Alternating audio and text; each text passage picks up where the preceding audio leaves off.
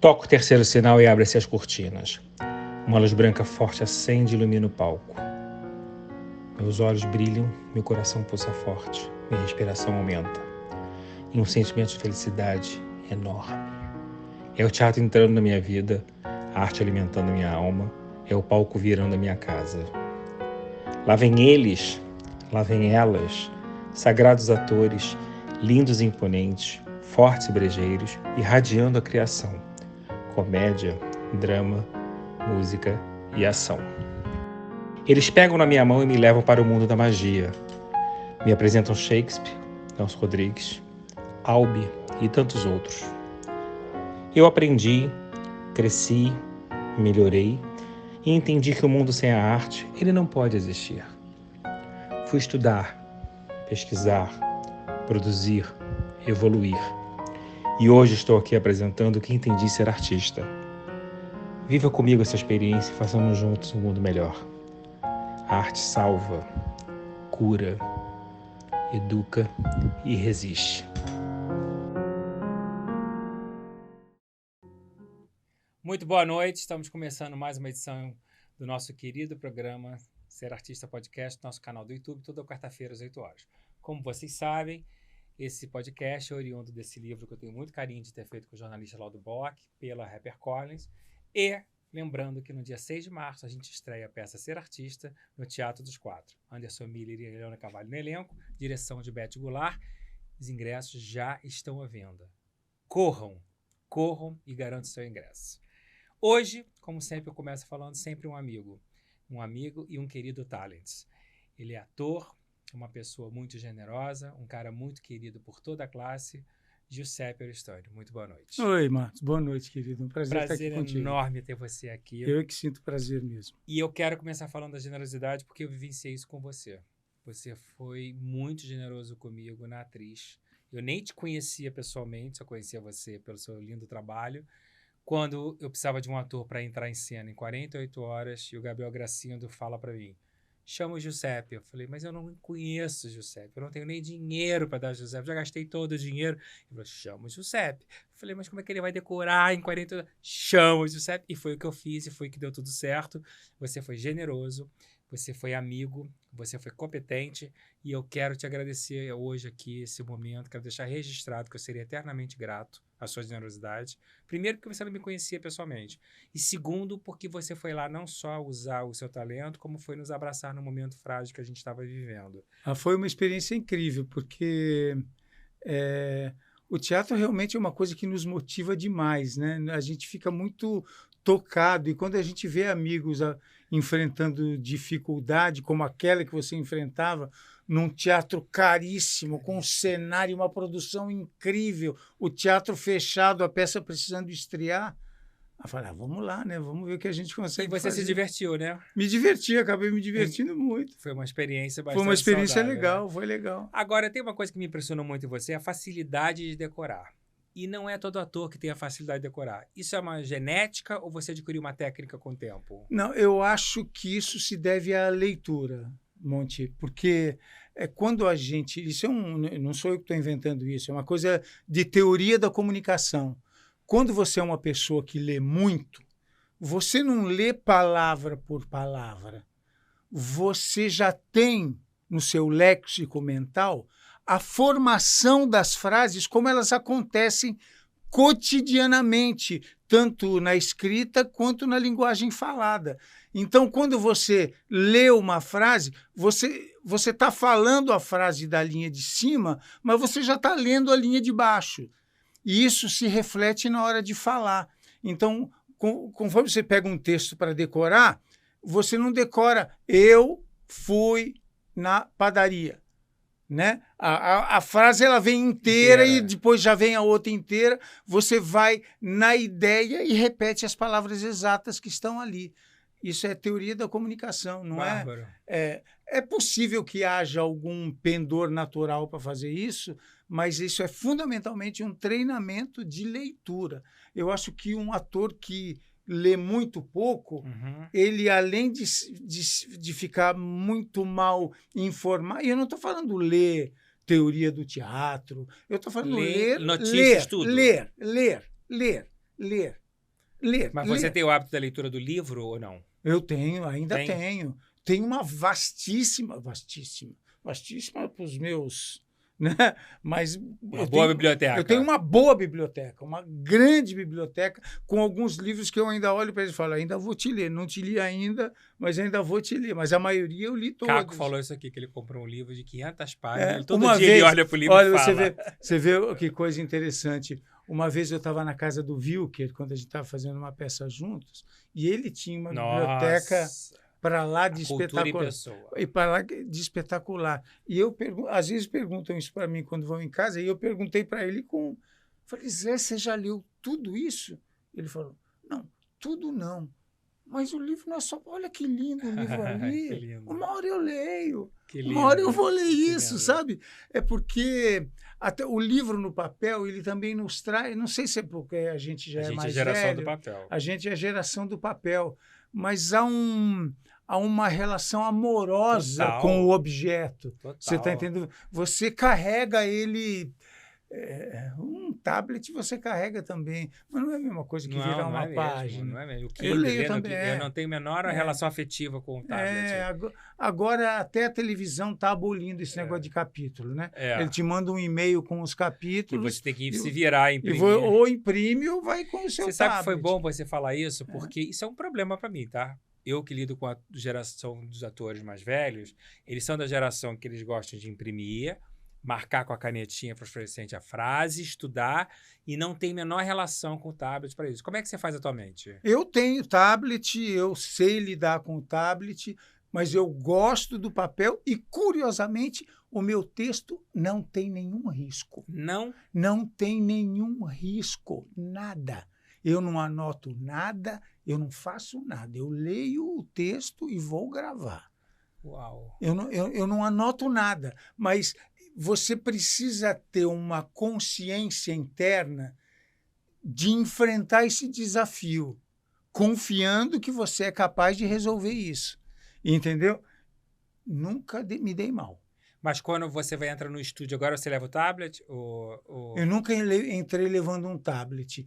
Eu espero poder entrar levando um papelzinho, porque eu gosto de esconder o papel dentro do figurino ou debaixo de uma almofada no cenário. Porque eu gosto de lidar com o papel. É curioso você falar que não nota nada, nem uma ideia que você tenha para personagem. Nada. Mas você vai criando conforme você vai lendo. Você tem uma memória muito especial. É isso que eu estou te falando. Muito especial. A gente tem que... Mas é importante também que se saiba que decorar é uma coisa legal, mas isso não resolve o teu trabalho de ator. Nem né? Pouco, nem porque pouco. Um ator não é um cara que... Papagaio também fala umas palavras sem ensinar para ele. Né? Você precisa emprestar aquelas palavras certos sentimentos adequados. Né? E isso a gente vai criando... A gente lê, a gente ensaia, às vezes ensaia de novo e depois grava. E tem uma troca com as pessoas com quem você está trabalhando. Sim. Então, você não pode ir completamente fechado por uma cena. Você tem que ir pronto, mas, ao mesmo tempo, aberto para receber as emoções que vão vir das outras pessoas e trabalhar em cima delas. É muito divertido ser ator. E é uma coisa que você fala, quando você fala assim, é muito divertido ser ator, é muito real. Que você é um cara divertido, um cara fácil de lidar, você é um excelente colega. Mas tem uma coisa que me chamou a atenção em você, é que você não vive o meio. Assim, você faz o teu trabalho e vai para casa. Eu sou o primeiro que chega e o primeiro que vai embora. O primeiro que vai embora. Você sempre até no teatro. Até no teatro. No teatro, eu chego no estacionamento para pegar o carro antes do público. Eu vivenciei isso com você. Antes do público. Eu vou embora. Existe uma coisa curiosa na profissão, Marquinhos, que é... Eu gosto muito do momento que eu estou trabalhando. O momento que eu estou gravando, o momento que eu estou ensaiando, que eu estou no palco, ou que eu estou filmando no set de filmagem, eu amo. Acabou isso, eu não gosto de mais nada. Acho interessantíssimo. Eu não gosto de mais nada. Eu gosto de ir para minha casa. Sou muito parecido. Eu também sou um pouco chato. Eu procuro não mostrar isso, mas eu sou um pouco chato. Eu não bebo. Não, você é um cara... Eu não fumo. Eu durmo cedo. Você tá entendendo? Eu acordo muito cedo, muito cedo. Pra mim, você é uma pessoa normalésima. Você tá entendendo? Eu acordo muito cedo, eu gosto de mexer com as plantas. Delícia. E quanto mais velho eu vou ficando, mais me agrada isso. Entende? Hoje, curiosamente, eu estava saindo de casa e falei para minha mulher, caramba, eu estou saindo de casa na hora que eu vou dormir. Você está dormindo 8h30? Não, nem tanto, mas era uma gozação, né? Eu adoro a sua esposa. Você tem um casamento de quantos anos? Estamos juntos há 40 anos. Nossa, que alegria. É. E ela entende bem a sua profissão, né? Entende. Nunca foi um problema para vocês? Nunca. Para nós dois, nunca foi um problema. Ela faz o quê? Ela é psicóloga, fisioterapeuta, acupunturista. Ela faz e acabou de se formar em psicologia. É uma mulher que ama estudar. Nunca vi gostar de estudar. Que máximo. Gosta muito, é. E é muito legal ter uma parceira assim, né? Que respeita e compreende a profissão do outro. É uma coisa muito legal, porque não há absolutamente nada que me impeça de fazer. Você vai fazer teatro? Vai fazer. Ela assiste, mas também não vai. Aliás, na minha casa, desde sempre, foi assim: nunca foi um fato especial ser ator. Até porque quando eu comecei era horrível ser ator. Era horrível. A minha avó não falava comigo quando eu era moleque. Ela teve esse preconceito com você? A minha avó, a mãe do meu pai. Ela não falava, ela achava que eu era um perdido. Hoje em dia, né, mães e avós empurram os filhos. Né? Mas na minha casa, um dia, com 13 anos... A tua primeira peça foi com 14, né? Antes dos 14. Ah, foi antes dos 14, no TBC em São Paulo. E antes de eu começar a ensaiar essa peça, falei para meu pai, eu vou fazer teatro. Ele falou, vai. E não era nenhum absurdo, trágico, e nem uma coisa maravilhosa. E ele lidou com isso, e lida até hoje, a vida inteira, a minha família. Meu irmão é chefe de TI, executivo, professor. Você não tinha artista na família? Nunca, nenhum. E por que você resolveu seguir? Eu não resolvi nada, Marcos, me convidaram. Eu vi até outro dia alguém, eu acho que falando aqui mesmo no podcast, dessa coisa de assim, quando você escolhe ser ator, é um drama na sua vida porque você não consegue sair nunca mais disso. E é pior quando você é escolhido. Não é você que escolhe, você é escolhido. Eu fui escolhido. Você foi escolhido. Eu nunca tinha pensado em fazer. Mas eu já trabalhava numa empresa antes dos 14. Eu lembro, eu li isso, que você trabalhava muito cedo. Uma mulher falou, você não quer fazer um teste? Mas aí você topou do nada? Ela me deu um papel, falou, se você quiser fazer um teste, me liga. Eu fiquei com aquele papelzinho e falei, vou ligar. Era para fazer um teste para fazer no Teatro Pedrinho do Sítio de Pica-Pau Amarelo. Com 13 anos eu já tinha lido todo Monteiro Lobato. Eu conhecia aquilo de cor. E essa leitura veio porque a tua família te botou para ler ou você foi à escola que te botou para ler? Não, o meu irmão mais velho, ele é 5 anos mais velho do que eu, e eu estudei numa escola estadual que tinha uma biblioteca. Bons tempos esses, em que as escolas estaduais tinham laboratório e biblioteca. E lá na biblioteca tinha 2, 3 livrinhos, 4 do Monteiro Lobato que eu comecei a ler. Aí tinha Júlio Verne, que o meu irmão tinha me dado os 5 clássicos. Eu descobri que na biblioteca tinha os outros 20 livros do Júlio Verne. Quando eu tinha 14 anos, eu já tinha lido tudo isso. Então, quando eu fiz o teste, a mulher achou ótimo, que eu conhecia. Mas então o teu imaginário também já estava ali, né? Claro, o meu imaginário estava, mas eu nunca pensei, vou ser ator. Agora, você não teve a formação, na verdade, de ator, de Quando estudo. eu quis fazer IAD, eu vi o celular fazendo IAD, o exame da IAD. Eu vi a Lília Cabral fazendo o exame da IAD. Eu ia assistir os exames da IAD, mas eu não tinha terminado o colégio. E aí você não podia fazer. E quando eu terminei, não tinha 18 anos. E não podia fazer. Quando eu tinha 18 anos e terminado o colégio, eu já não queria mais fazer. Você está entendendo? Claro. Às vezes eu até me arrependo, mas já trabalhava profissionalmente. Você teve depois alguma fase de estudo? Você buscou? A minha vida acadêmica se deu no jornalismo aos 40 anos. Jura? Você fez faculdade de jornalismo? Eu fiz faculdade de jornalismo. Que barato. Você fez aonde? Eu fiz aqui na Estácio, na Tom Jobim. E você resolveu fazer por quê? Para me reciclar? divertir. Não, para me divertir. Porque eu gosto de escrever. E eu fiz para me divertir, para conhecer algumas técnicas. Somou na sua vida? Ah, somou muito. É muito importante estudar. Muito importante. É né? muito importante estudar. Eu falo Muito isso- importante. É um aprendizado diário, né? É. Você hoje tem um filho lutador. É Tenho. isso? Tem uma filha atriz. Tenho. E tem uma outra. Que está em Londres Que hoje, faz? mora em Portugal. Ela edita programas de televisão, dos streams por Ah, aí. que legal. É. E essa sua filha atriz, ela seguiu a influência do pai ou foi uma coisa natural também? Ah, Ela é não posso parecidíssima com você.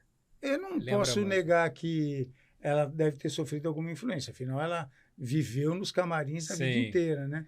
Mas não foi por Você incentivo. levava a não. turma pro teatro também? Como Levava, todo, claro. botava na coxinha todo Levava, mundo? claro. Muitas vezes agradeciam comigo. Ah, que É. barato. Isso é muito E bom, sempre né? se comportaram super bem. sabendo direitinho como se comportar. Muito legal. Muito. Agora, o moleque que eu achava que, sei lá, ele virou lutador, cara. E é um lutador de sucesso? É um lutador de sucesso. Lutou agora, uns 15 dias atrás. Foi ótimo. Que Ele barato. luta. A Vancini te leva pra TV, não é isso? Essa história é engraçada. Como salvar meu casamento, seu E isso casamento. foi na TV Tupi. Tupi, né? Na TV. Era o Vancini que te levou pra isso? Foi o Avancini que me levou, mas através do Abu Janra, que foi tão Ah, meu foi tão, amigo. o Abu Janra virou um... Um paizão, né? Nossa, eu amava o Abu Janra. Mas eu não, quando eu fui levar o meu material no Sumaré, lá em São Paulo, no prédio da Tupi, me falaram um andar, eu desci no andar errado. Vinha vindo um homem do lado de lá e eu com a minha fotinha. Não tinha videoteste, como é que chama? Computador, self-tape. Não tinha nada disso. disso. Era uma fotinho e uma folhinha de currículo. Né? Composite. Aí eu olhei, vinha vindo um homem de lá, eu perguntei, escuta, por favor, onde é a sala do Avancini? Ele falou, o que você quer? Eu falei, eu vim trazer minha foto. Ele pegou a foto da minha mão assim, saiu andando na frente, eu fui atrás. Ele virou, mostrou para um cara na sala dele e falou assim, ó que gostosinho, ó. Eu fiquei puto, claro. né? Mas era o Abu Janra. Ah, Era o Abu Janra. Um amor. Perdoado, que ele era assim. Eu não conhecia o Abu Janra, não sabia que era assim. Ele falou, calma, garoto, calma, deixa isso aí, eu levo para o Avancini. 15 dias depois... E o que o Abu Janra fazia lá? Ele trabalhava lá. O Abu Janra sempre foi um diretor importantíssimo. Mas ele já era diretor na época? Já era um grande diretor. Depois trabalhei tanto com ele no teatro. E ele me levava para o Jockey, porque ele tinha preguiça ele jogava muito, né? Ele tinha preguiça de subir as escadarias para fazer as apostas. Ele falava assim, vai lá, joga do cavalo 13. Gente, você teve essa relação com ele. Tive! Olha que massa. Tive. E eu vivenciei isso no final já com ele. Ah. Agora, todo mundo fala muito da Vancini aqui. Todo mundo tem cada um tem uma visão. O primeiro do gênio, como gênio de criador. Que era. Né? E o gênio de um cara genioso. Isso. Qual é o que você traz na memória do Avancini para você? Avancini nunca me fez nada. Mas quando e depois eu trabalhei com ele na Bandeirantes também. Nos Imigrantes? Os Adolescentes, Ninho da Serpente. Era Avancini nesse período? Era Avancini. Era Talma também depois, mas quando vinha no roteiro direção Walter Avancini, eu dormia pensando assim, Deus é grande, ele não vai perceber que eu estou lá. Ele não vai me dar bronca, eu odeio tomar bronca. Sim. Eu evito errar para não tomar bronca. Sim. E aí, nunca me fez nada, mas existem histórias do Avancini que eu já não sei se te contaram aqui. Muitas. Mas você, artisticamente, ele foi um cara que te agregou muito? Agregou. E tem alguma técnica dele que você considere que foi? Não, eu acho que a gente sente falta um pouco na televisão de hoje desses caras que dominam o veículo como ninguém. E esses caras dominavam. O Bujan era outro que dominava. Sim. Henrique Martins dominava. Era gente que entendia dessas câmeras, entendia da luz. Uma vez, por exemplo, eu estava gravando uma cena com o Talma falou, bota uma luz aqui para fazer... O cara falou assim, Talma, não dá. O Talma gordo daquele jeito, falou assim, como que não dá? Me dá uma escada aqui. Ele foi lá e pôs a luz. né? O Avancini era... Gente de televisão mesmo. O Avancini era esse tipo de cara, entendeu? Que sabia tudo. Tem uma história tão engraçada com o Raimundo de Souza. Nosso querido Quando Rai. meu Deus do céu. Nós temos um amigo em comum, que é o Valdir Fernandes, que era um ator antigo, você não deve se lembrar dele. Ele não era exatamente um grande ator, mas ele era um cara muito querido, mas ele andou pirando. E uma vez o Raimundo encontrou com o Valdir na porta da Manchete, e o Valdir estava procurando emprego, e o Raimundo falava para o Avancini, arranja um emprego para o Valdir, não sei o quê, o Avancini. Daí 2 dias, arranja um emprego para o Valdir. Depois de umas 4, 5 vezes, quando o Raimundo chegou para gravar, ele encontrou o Valdir lá, vestido, pronto, com uma roupa igual a do Raimundo. Ele falou, vou começar a gravar. Quando o Raimundo chegou, quando o Avancini chegou, falou assim, você tá fora. Como tá fora? Você não queria que eu arranjasse um emprego para o Avancini? Pro Valdir? Tirei você e botei ele. Putz! Ele matava personagens na hora. Às vezes ele assistia da sala dele. Pergunta pro Bem-vindo. Ele assistia da sala dele e falava, não estou gostando daquele, nem daquele, nem daquele. No dia seguinte ele falava assim, cena com vocês 3 hoje. Vocês vão descer aquela escadaria ali, o jagunço vai vir daqui, vai atirar em você, você rola a escada, morreu, até logo, vai embora. O próximo. Ele matava 4, 5 no dia. Gente, que loucura. E não era qualquer um, não. Lembra do Jonas Mello? Claro. Jonas Mello fazia um dos protagonistas de uma novela. Começou a reclamar que estava gravando demais, falando muito, muito texto. Ele fez ele ter um ataque, um derrame cerebral. Ele ficou babando a novela e gravava a novela inteira com um canudo enfiado na boca. Gente, ele era terrível. Ele era terrível, mas era gênio. Mas era gênio. Como é que foi para você, sem fazer uma novela assim, tecnicamente falando? Você entrou e fez numa boa? Não foi difícil? Eu acho que eu era bem ruim quando eu comecei. Era? Acho. Eu acho que eu era bem ruim. Eu tinha uma pequena experiência com televisão, mas não era exatamente... Era uma semi-dramaturgia, que era o Telecurso 2º Grau na TV Cultura. Sim. Mas quando eu entrei para fazer a novela, e eu trabalhei com feras. Todo mundo, né? Você trabalhou com todo mundo. Sim, mas nessa novela, logo a primeira que eu fiz, tinha a Betinha. Sua amada Betinha. Minha amada Betinha. Betinha, nossa Beth Goulart. Nissete Bruno, Adriano Reis. A sua relação com a Nissete começa aí? Começa aí, não? Depois fizemos muito teatro juntos. Pois é, eu quero falar... Você sabia que você era um dos queridos da Nissete, você sempre soube disso. Eu amava a Nissete. Né? E a família toda ama você, eles falam de você com muito carinho. E tem uma história que eu queria que você me contasse da sua relação com o centro da Nissete. Essa história é tão curiosa, porque eu frequentava muito a casa deles lá, né? Lá em São Paulo, ali na Praça Buenos Aires. E o Mauri, que é um cara lá de Curitiba, lá de Curitiba, de vez em quando visitava eles. Almoçava muito lá. Um dia eles visitaram, ele visitou a casa do Paulo, teve um jantar, eu estava lá, jantei, menino, 22, 23 anos, jantei lá, estávamos lá. Aí fizeram uma sessãozinha numa sala lá da casa da Nissete. E a entidade, que é o doutor Leocádio, lá, nossa, nunca me esqueço disso.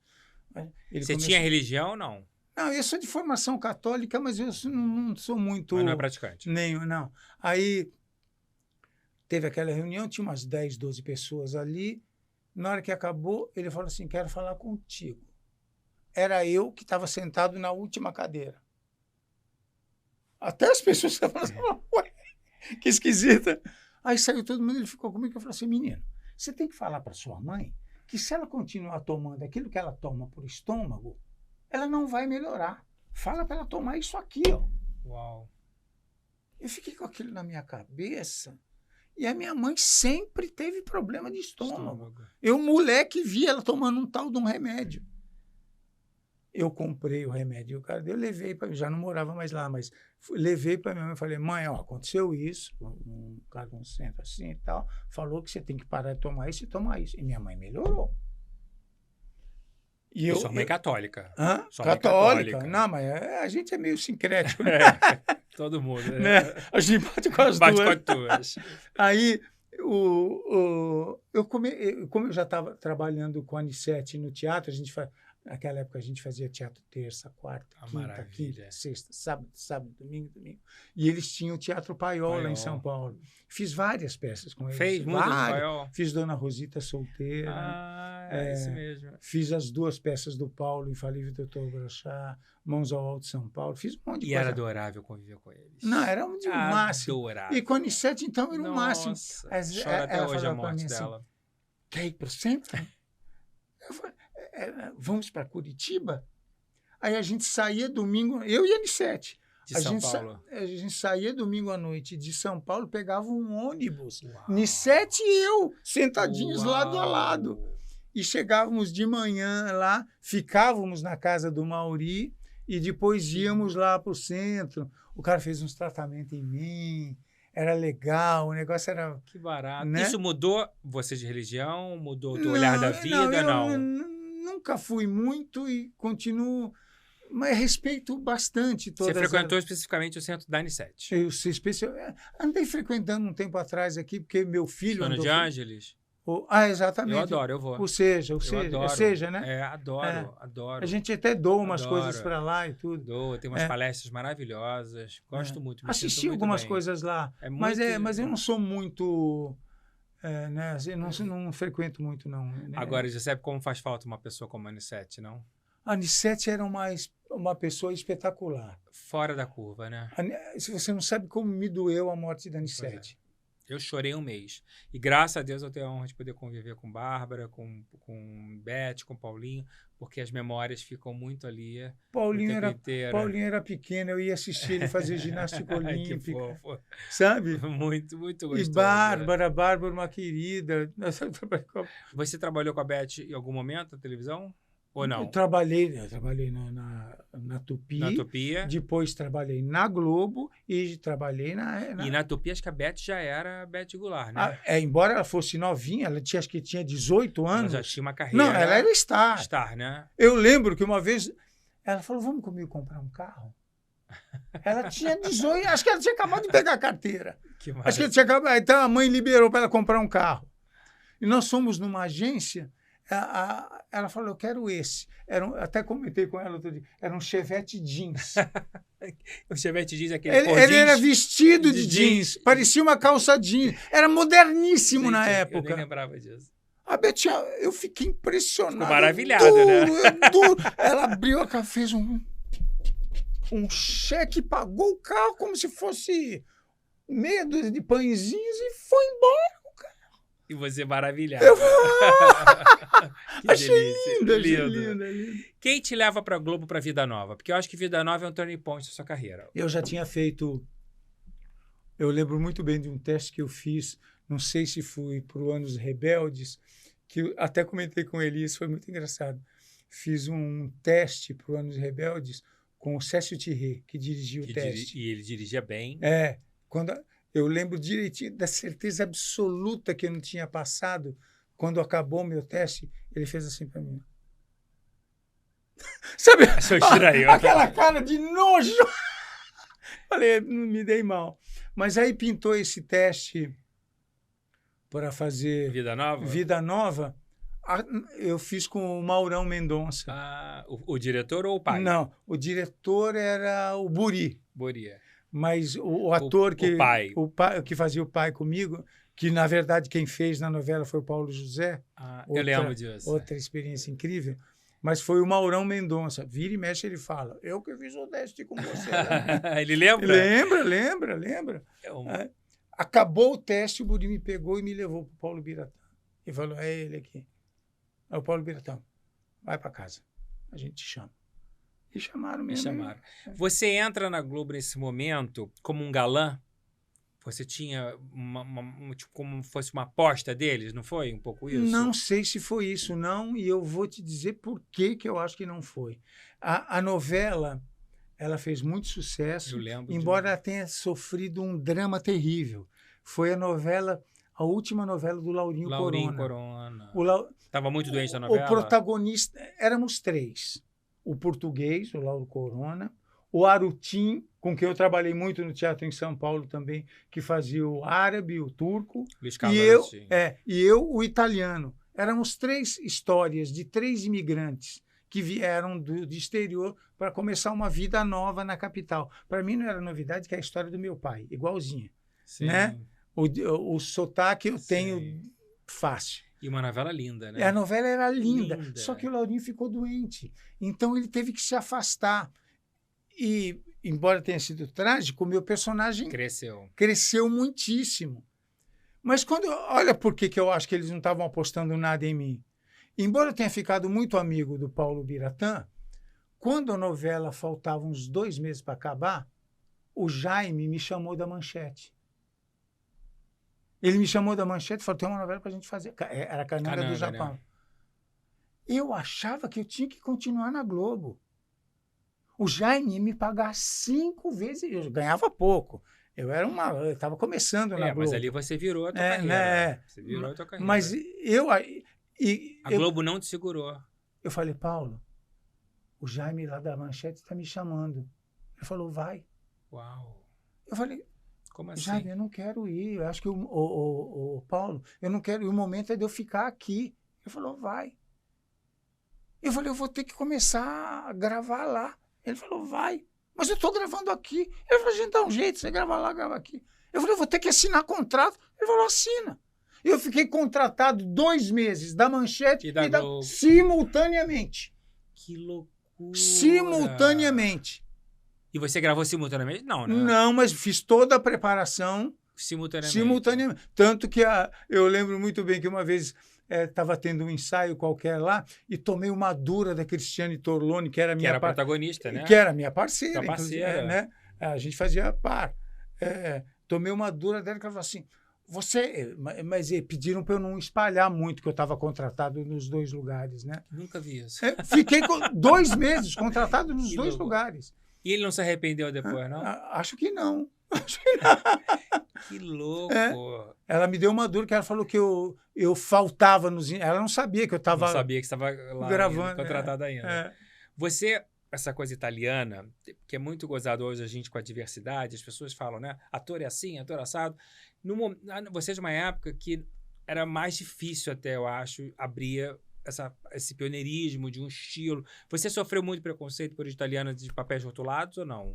Não, porque eu não fiz muitos. Não fez? Não, eu fiz esse e não me lembro o que mais que eu fiz de italiano. E você fez alguma coisa na Itália? Eu fiz filmes para a Itália. Fez filmes? Meio gravados aqui, meio gravados lá, que aliás fizeram muito sucesso, que me renderam outros convites, inclusive da produtora do Dino de Laurentiis, dos filhos dele, só que eu não podia porque eu estava gravando com o Talma em São Paulo e ele não me liberou para eu ir gravar na Itália. O teu pai vem para o Brasil para fugir da guerra? Fugir da guerra. Meu irmão mais velho é italiano também. E você nasce aqui, Eu sou o primeiro brasileiro da família. E teu pai abriu um negócio quando ele chega aqui? Não, meu pai é operário. Meu pai era lavrador na Itália e trabalhou a vida inteira como operário aqui no Brasil. E minha mãe dona de casa. E a tua família, os irmãos vieram também ou não? Do teu pai? Vieram. Depois vieram, inclusive, o pai e a mãe. 1 ou 2 ficaram na Itália, mas o resto veio tudo para cá. A família da minha mãe é que continuou toda lá e uma boa parte ainda está lá. Então você tem uma relação ainda boa com a Itália? Eu tenho primos direto. A gente vai para lá, eles vêm para cá. Que legal. Qual a cidade? É no sul da Itália, abaixo de Salerno. É uma cidadezinha de 3 mil habitantes, medieval, desse tamanho. Fui. Medieval? É espetacular. Eu tenho uma tia que mora numa casa que a parede é dessa largura, assim. Que barato. Tinha até o buraco onde enfiava o rifle para tirar. Gente, é incrível. Que incrível. É legal. Você já contou a história da tua família, essa saga toda? Algumas coisas. Meu pai escreveu um livro, né? Escreveu? Lançou? Lançou, faz tempo já. Contando a história toda da família. Tem bastante coisa. Deve ser bem interessante. É a história de de muita gente que vivenciou isso. Que vivenciou Eu amo a Itália. Amo a Itália. Amo. A Itália é especial mesmo. Muito especial. É um dos países mais bonitos. Eu adoro Florença. Eu só não sou muito chegado a Milão. É porque Milão é muito mais Veneza, parecido com São Paulo. Veneza é legal. Eu gosto também mais de Florença do que de Milão. Eu gosto muito mais. Voltando à Manchete, você vive na Manchete um período muito especial. Você faz cananga na raia. Eu sou da época que eu comecei a empresariar nesse período. Bons tempos, não, José? Era um tempo muito especial.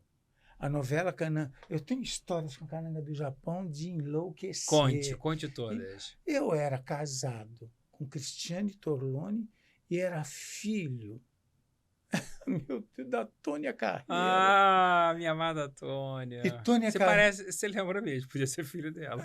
Mas era tão legal. E a Tônia foi tão generosa comigo. E ela era, sabe, uma pessoa que nasceu diva? Sim.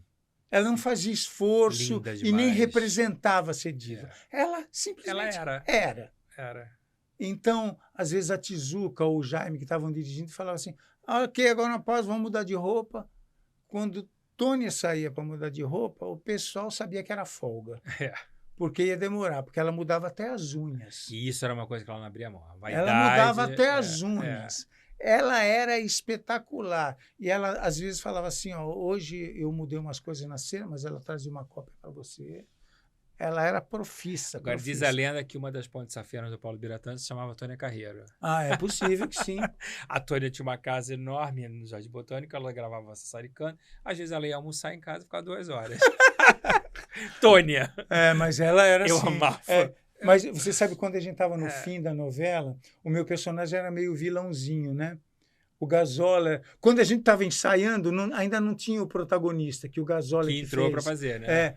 Um dia, o Jaime e a Cristiane me chamaram na sala do Jaime e os dois falaram para mim assim, a gente estava pensando aqui, você não quer fazer o protagonista? Eu falei, não. Por que você não quis? Não era para mim. Perfil do personagem que tinha uma coisa de dança, não tinha? Um cara de gafieira carioca pra caramba, não era para mim. Não era pra você. Não era. Entendeu? Certeza. Não era para mim.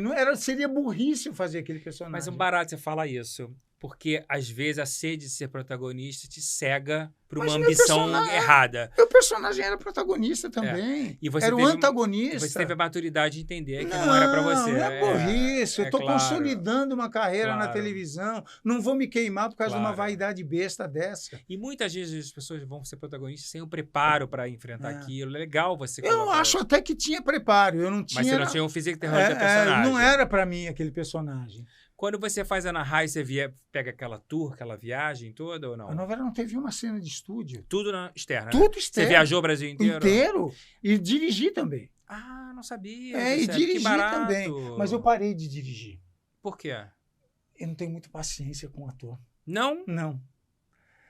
Eu acho mas você é tão paciente no dia a dia. Mas o dia a dia não é não são 30 cenas. 30 cenas, uma equipe de 300 pessoas, o negócio tendo que rodar, né? Mas você começou a dirigir a pedido deles ou você se interessou? Não, eu já tinha feito, junto com o Luiz Fernando Carvalho, um estágio na Globo. Opa, beleza. Né?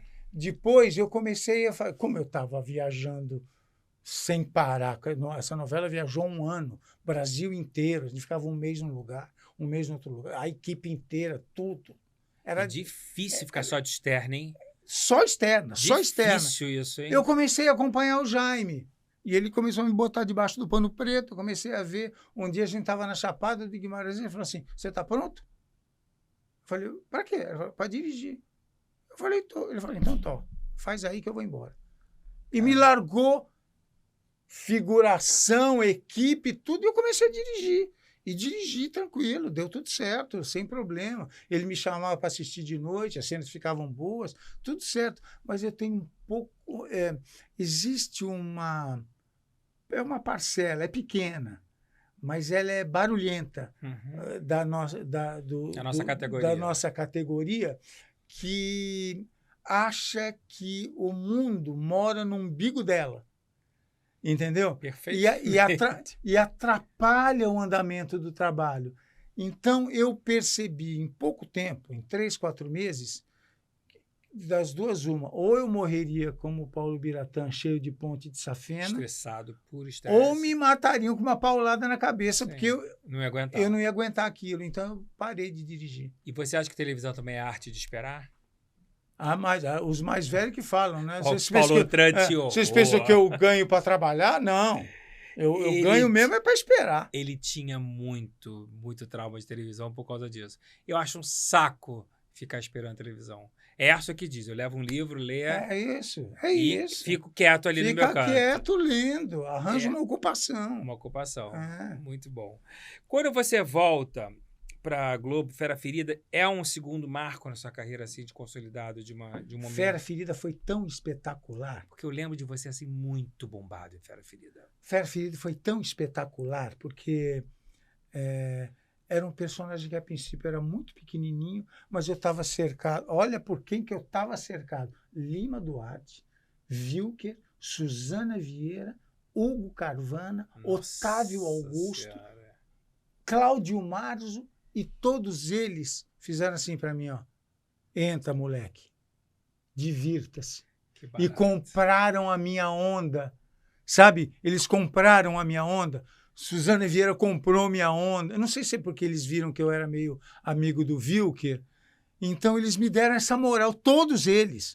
Me deram muito essa moral. Monstros da televisão. Nossa, né? só fé. Tem cenas que, assim, com o Lima Duarte, eu falo com o Lima, vira e mexe, eu falo com ele. Eu amo. Eu amo.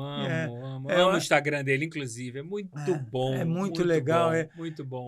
E a novela deu muito certo, exatamente por causa disso. Claro, porque é época que sabia fazer elenco. era bom o negócio. Você tem essa relação com os mais velhos, não tem, Giuseppe? Essa reverência que eu tenho? Eu né? tenho na vida. Na vida, no dia a dia. Eu tenho na vida. E não é uma questão... Claro que é uma questão de educação, mas é uma questão de inteligência. Sim. Entendeu? Isso não quer dizer que todo coroa é sábio. Com certeza. Entendeu? Com certeza. Mas até nos erros que os coroas cometem e que você percebe, você pode se alimentar para falar, eu não vou chegar aí desse jeito. Daquela maneira. Perfeito. Você está entendendo? Perfeito. Você acha que vivemos uma indústria etarista? Do audiovisual? Vivemos. Eu gosto muito dessa discussão porque é natural que as pessoas queiram ver o belo, né? E o belo, em geral, é novo, né? O branco do olho é mais branco, eu vejo em mim mesmo. Às vezes eu vejo cena minha com 30, 40 anos, eu falo, meu Deus do céu, olha no que eu me transformei. Você né? tá ótimo. Não, eu tô ótimo, mas eu tenho 30, 40 anos. Não tem 30, 40 anos. anos. É diferente. Você foi um cara muito bonito e é natural, né? É natural que a coisa aconteça assim. Mas, mais uma vez, eu acho que não é inteligente da parte de quem, ou não sei se é quem escreve, ou se é quem escala. Ou se quem... Eu acho que é de quem administra mesmo, porque quem tem a ordem de poder fala, vamos fazer um encontro de geração. Tem que ter. As gerações precisam se trocar. Porque às vezes é meio esquisito você ver uma avó de 48, concorda? Né? As novelas vêm no máximo de 32, né? Tá muito cruel, é um processo muito errado que só afasta o público real que vê televisão aberta. Se pergunta por que a coisa não funciona vai bem. do jeito... Né? Se deve um pouco ao fato da pessoa não se identificar no que ela está vendo, que é o maior se problema. deve um pouco ao fato também que essas pessoas mais velhas, em geral, têm um approach profissional competente, entendeu? Quem foi ruim jovem vai ser ruim velho. Exatamente. Mas quem é bom vai continuar sendo bom velho. Como o Lima, ele pode perfeitamente trabalhar e dar conta do recado. Suzana Vieira está maravilhosa, com 80 anos, né? E vai dar conta do recado. Agora tem que ter olhar, precisa ter olhar. E respeito pelas histórias, porque na minha visão está faltando tudo isso. Eu não sei exatamente se é o mercado que exige. Não, eu acho que são novos tempos, baixou o nível mesmo de uma administração. E acho que a gente não tem hoje na ponta profissionais com estofo de conhecimento que tinha no passado, com gente de formação em todos os níveis e principalmente primando pela qualidade artística dessa integração dos jovens com o mais velho. A Irene sempre fala, uma frase boa aqui, o novo sempre vem, mas você não pode esquecer o que já está. É básico isso. Todo mundo um dia tem que começar. Eu fico sempre refletindo sobre essa situação e a gente percebe que a gente vai perdendo espaço mesmo. Com certeza. A gente vai perdendo espaço e vai... As pessoas começam... Eu estou entrando nessa fase que as pessoas começam a olhar para a tua cara e mesmo sem acreditar nisso, falam assim, e aí, mestre? Né?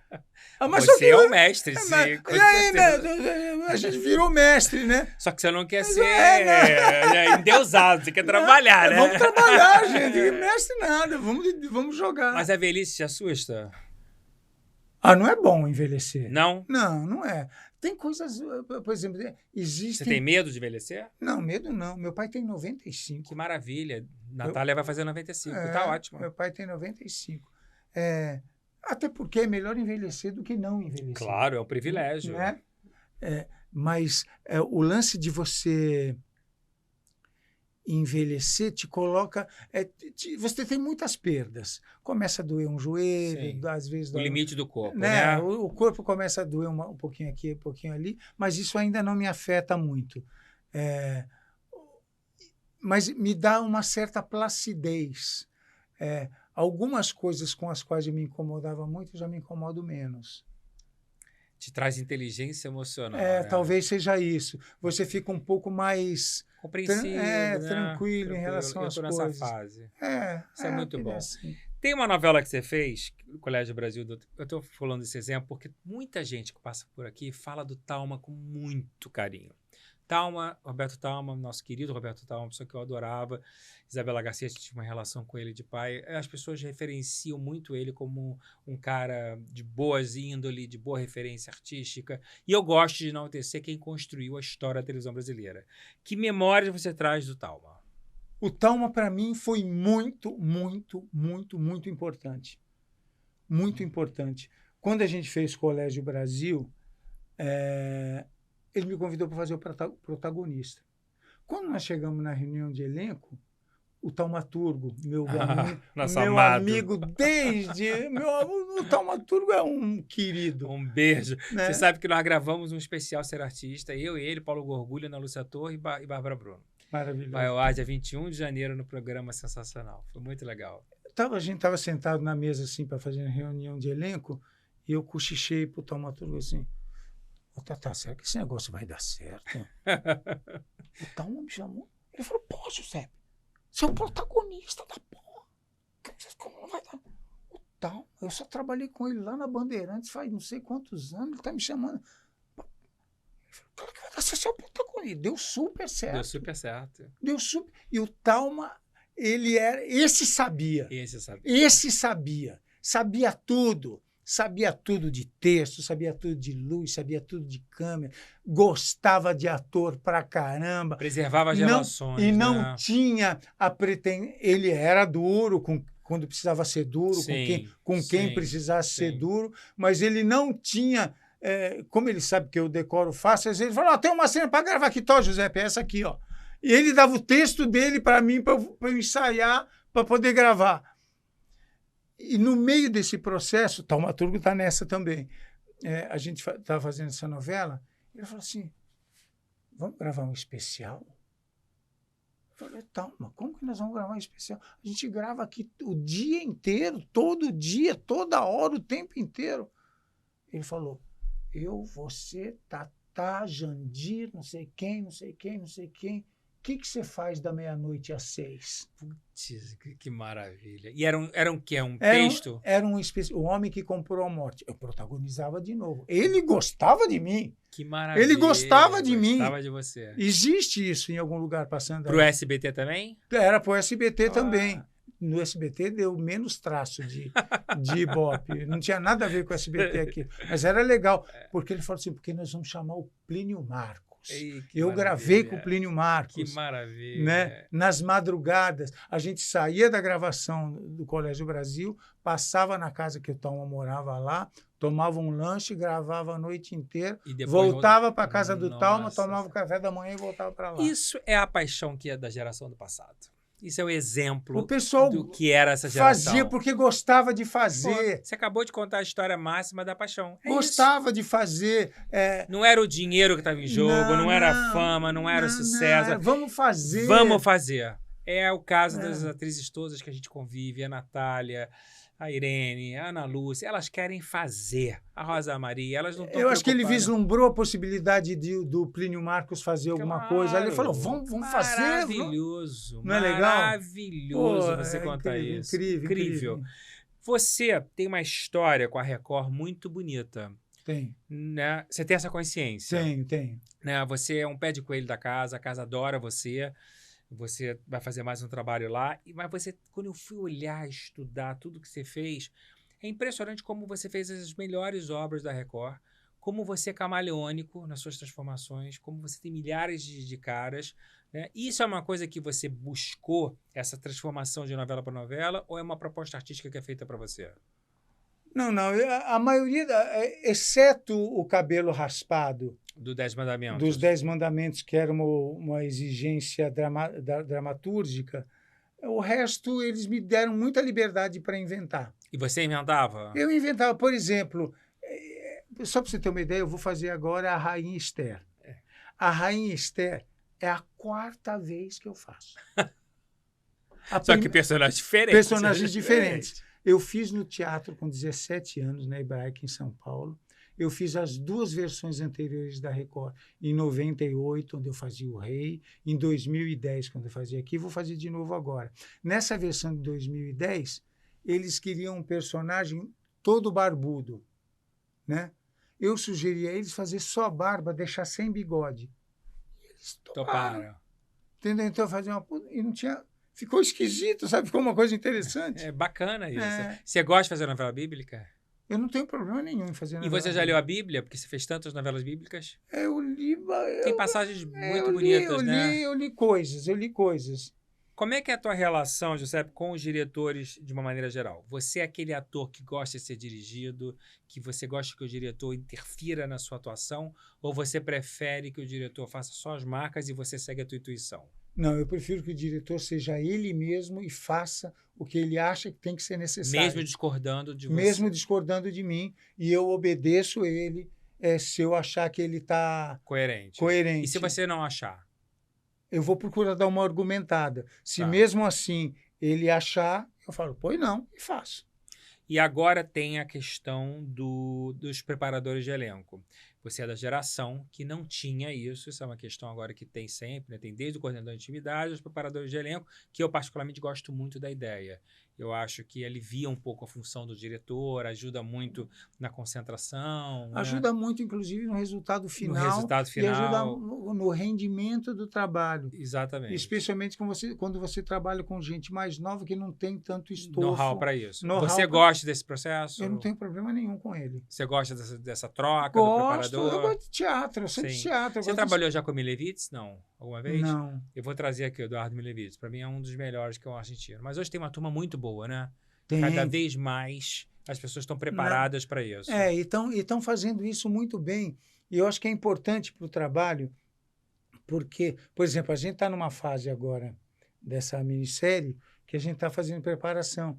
Então, a gente tem aula de escrita. É maravilhoso o workshop. Da Pérsica. Tem que embarcar. Então, né? Você vai assumindo entendendo um pouco mais história, né? de que civilização você está falando, entendeu? Isso é interessante. E mesmo discutir o texto, sabe? Ler o texto, discutir como é que ele é, como é que a gente vai se relacionar. Você já vai adquirindo uma intimidade com os teus parceiros, que isso se reflete na hora da tela. Televisão é olho, né? É olho. Se você não está verdadeiro aqui, não rola. Não adianta. E não pode ter aquela tensão. Tem muito ator que tem uma tensão nos olhos. Por isso que eu acho que esses preparadores eles servem muito para a pessoa. Eu tenho uma história. Essa história, para mim, foi uma das coisas que mais me ensinou. Com Valmor Chagas, o nosso saudoso Valmor Chagas, logo aqui no começo da Record, já aqui, não faz muitos anos, faz uns 15 anos. Talvez. Ele gravou uma novela aqui. Gravou. Faz uns 15 anos, talvez. Eu estava passando no corredor e ele estava no cercadinho de fumar, que ele fumava muito, né? Ele falou, Giuseppe, vem cá. Aí eu fui até onde, porque ele não podia sair, que ele estava fumando, eu fui até ele. Ele falou assim, por que toda vez que eu encontro, ele não lembrava, por que toda vez que eu encontro com você, eu me lembro da Anissete? Eu falei, porque eu fiz junto com você, com a Anissete, a novela Como... Ele era marido da Anissete, na novela Como Salvar Meu Casamento. Sua primeira novela. Por isso que você se lembra de mim. Ele falou, é mesmo, é verdade. Você me permite, eu posso te dar um conselho? Giuseppe, Nunca, olha que dica sensacional de um cara sensacional. Nunca perca tudo isso que você tem, que foi tudo isso que você tem, que te trouxe lá da Tupi até aqui onde nós estamos hoje. Agora, menos um pouco. Menos. Quando você for gravar uma cena, pensa, menos. Maravilhoso. E eu comecei a exercitar isso, Maravilhoso. sabe? Maravilhoso. É porque agora você falou do franzido, fazer... Maravilhoso. Maravilhoso. Não é incrível isso? Incrível. Menos. Eu conheci no Teatro Zembinski, na Tijuca, que ele construiu. Ele, naquela batalha, agora eu, inclusive o Marcelo Calera, eu vi que vai relançar o Zembinski. Fiquei bem feliz que a Tijuca vai ter um teatro novo. Um dos trabalhos que você fez na Record, que eu gosto muito, é do remake de Dona Xepa.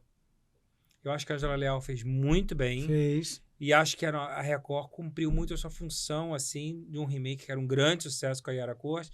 Você tem algum preconceito? Você acha que fazer remake hoje em dia que está na moda é ruim, ou você acha que é bom a gente relembrar a história? Não, acho que é bom relembrar. É bom refrescar, né? E especialmente quando são coisas que fizeram sucesso, que tem uma história bonita, né? Assim como os clássicos do teatro. Sim. Né? Você tem que refazer de vez em quando para manter aquilo vivo, existindo, né? Não tem nenhum problema em fazer remake. E você que gosta de ler, você interfere no texto da escrita? Você gosta de acrescentar alguma coisa ou não? Você critica muito o texto, analisa muito, ou você também está a serviço do autor? Você vai lá, faz o texto e nem questiona muito? Não, eu não questiono. Porque eu conheço atores que sofrem muitas vezes, querem não precisa primeiro porque é uma batalha perdida. Sim. Né? Que eles não gostam, né? Que segundo, você vai ter um desgaste emocional muito... Não, mas aqui eu acho que essa palavra não cabe na frase, esse texto não cabe na boca. Amigo, faz caber. Sim. A sua função é exatamente fazer isso caber na boca. Sim. Repete essa porra até caber. Né, claro, né? Tem que ter essa consciência. Esse que é. Esse que é. Maravilha. Vamos ao nosso quadro, então, Dicas de Leitura. Vamos começar com a sua dica de leitura, sempre do convidado. E eu quero saber por que você trouxe essa dica pra gente hoje. Bom, essa dica é o Contestadores, do Ednei Silvestre. Amo Ednei, meu amigo. Como as pessoas, eu imagino que saibam, o Ednei foi correspondente em Nova York por décadas, eu imagino. Né? E ele, burro que não é, durante todo esse período, ele batalhou e conseguiu entrevistas incríveis. Norman Mailer. Ali são várias entrevistas. Camille Paglia. Gente muito importante, muito importante. Preciso ler esse livro. E uma das coisas que mais me agradou, além, naturalmente, das entrevistas, porque ele sabe tudo a respeito desses caras, fez uma grande pesquisa antes de entrevistar. Gente muito difícil de se entrevistar, inclusive. Nossa. Mas, além de tudo isso, que as entrevistas são maravilhosas, eu amo esse livro porque antes de cada entrevista ele escreve umas 2 ou 3 laudas de apresentação da entrevista. E por que eu gosto muito dessas apresentações que ele faz? Porque me lembra, eu estudei jornalismo, me lembra muito o novo jornalismo, que é um movimento do jornalismo que aconteceu lá no começo da segunda metade do século XX, que os caras eram Truman Capote, Hunter Thompson, né, a Sangue Frio, Las Vegas na Cabeça, Gay Talese, que fez entrevistas. E eles escreviam de um jeito... Você fala, meu Deus, que esse cara sabe. Show de informação. Show de estilo, show de palavras. Se a gente comparar hoje o que a gente tem, é vergonha alheia, né? É show de palavras, então você fica encantado. Então, eu recomendo o livro por causa das entrevistas. Ednei essa escola. Ednei essa escola. E recomendo isso por causa das introduções que ele escreve. Eu acho esse livro muito legal. É bom para você. É bom porque você não precisa se debruçar sobre ele. Você lê uma, depois você lê outra. Você está entendendo? Legal. É um livro muito Você legal. Já leu as outras obras dele? Li várias coisas dele. Ele é vencedor de Jabuti. E ele agora que parece que se aposentou do jornalismo oficial, meio Canalizado nisso no Instagram, dando cursos de literatura. Acho que ele abriu o baú dele e está lançando um livro por mês. Ele lança livro a cada 6 meses. Impressionante. E um melhor que o outro. Todos são tudo muito vai bons. virar série. Ele é uma fábrica de cultura. Quem escreveu a sua biografia foi você, não foi? Eu mesmo, eu pessoalmente. Na primeira pessoa ou não? É na primeira pessoa. Não é uma biografia. Não? Não. É que eu não li ainda. Não, Cacau comprou no teu lançamento, mas não li ainda. Não é uma biografia. Você fez um recorte? É um papo como esse que estamos tendo aqui. Exatamente assim. Mas o que? São suas ideias, seus pensamentos? Eu escrevo um pouco sobre a minha infância. Tem umas histórias. É tudo coisa que aconteceu comigo. Entendi. Entendeu? Mas não é uma biografia. Existe uma certa cronologia para ficar claro na cabeça. Não vou contar uma história de 50 anos, depois uma de 18 anos.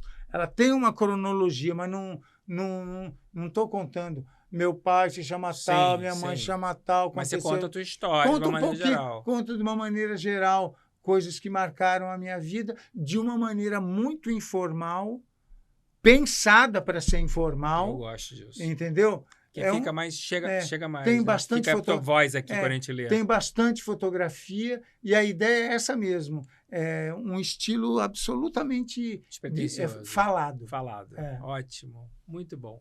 Vou mostrar minha dica de leitura para você, um grande clássico, mas eu sempre recomendo um livro também. E, obviamente, que eu vou botar o João Guimarães Rosa, Grande Sertão Veredas, que é um dos meus livros preferidos. Esse livro se o Rosa tivesse nascido... aliás, te agradeço até... E você sabe por quê, né? Eu quero falar disso. Me sinto muito homenageado com você ter botando esse livro. Se o Rosa tivesse nascido na Europa ou nos Estados Unidos, ele seria um dos maiores do mundo. Do mundo. E eu quero falar... Eu botei isso em homenagem, obviamente, porque eu quero falar do seu espetáculo agora, que eu vou te falar que foi uma das coisas mais bonitas que eu vi no teatro. Né? Primeiro, porque eu não conhecia a história que você apresentou do Guimarães Rosa.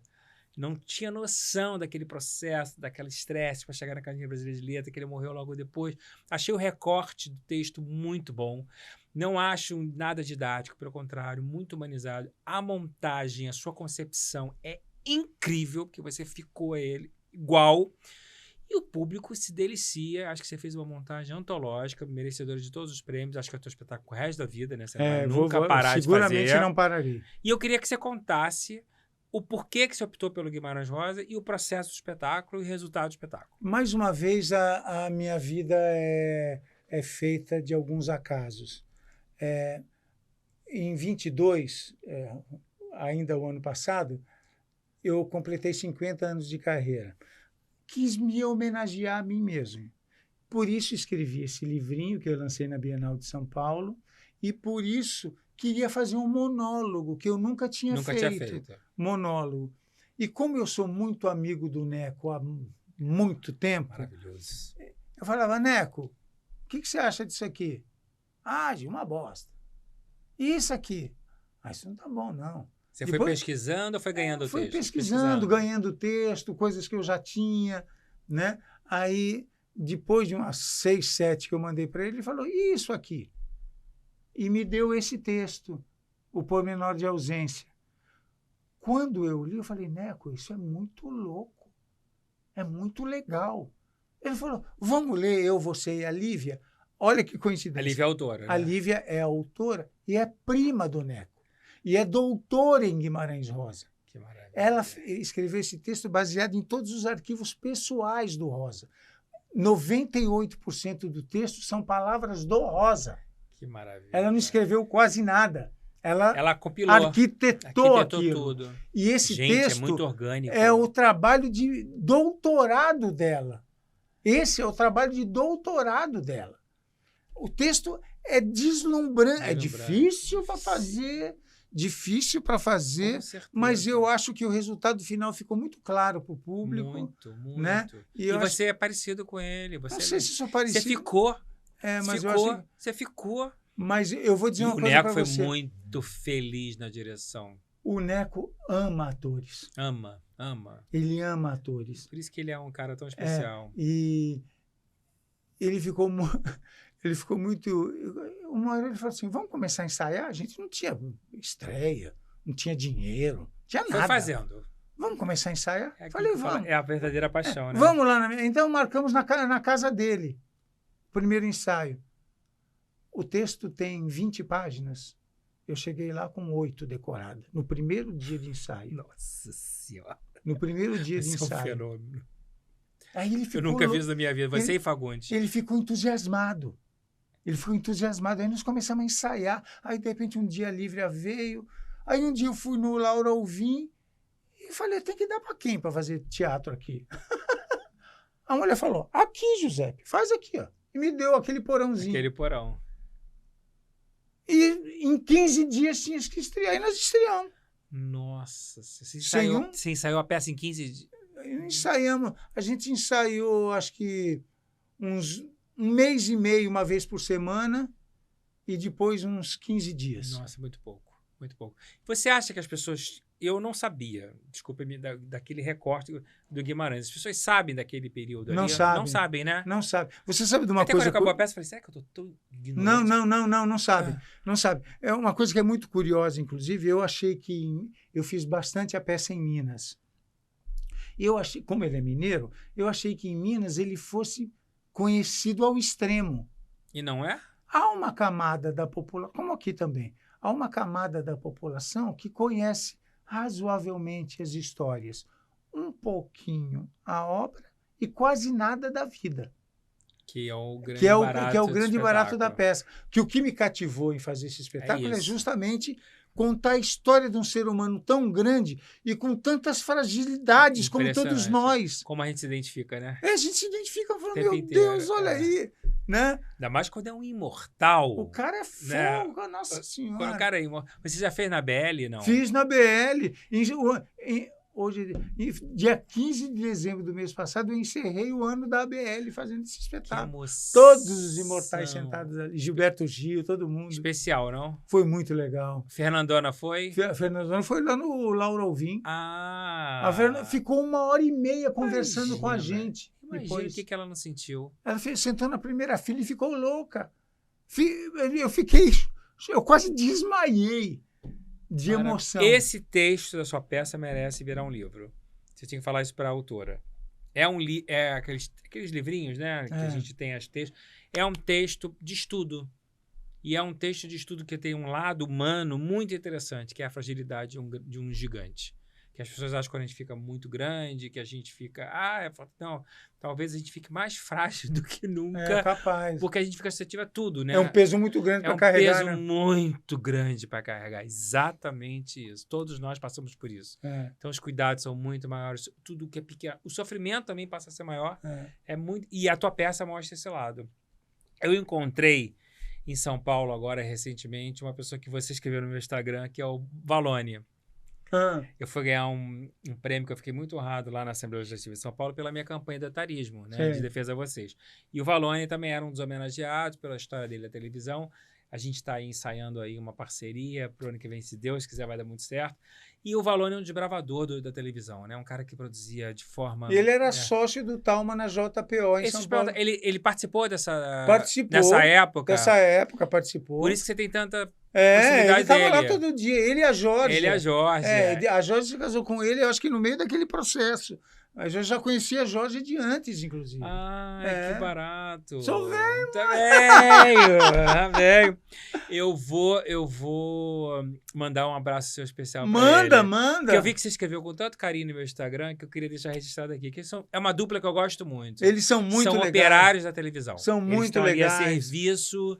Né? Aquele período de São Paulo foi um período incrível. Porque você vê realmente isso, o lance de gostar de televisão. Né? Você pega o Talma, com a grandeza que o Talma já tinha naquela época. Artisticamente falando, já era uma sumidade. Podia trabalhar em qualquer lugar. Ele pegou um galpão, era uma salinha, não dava para fazer uma lojas americanas ali dentro.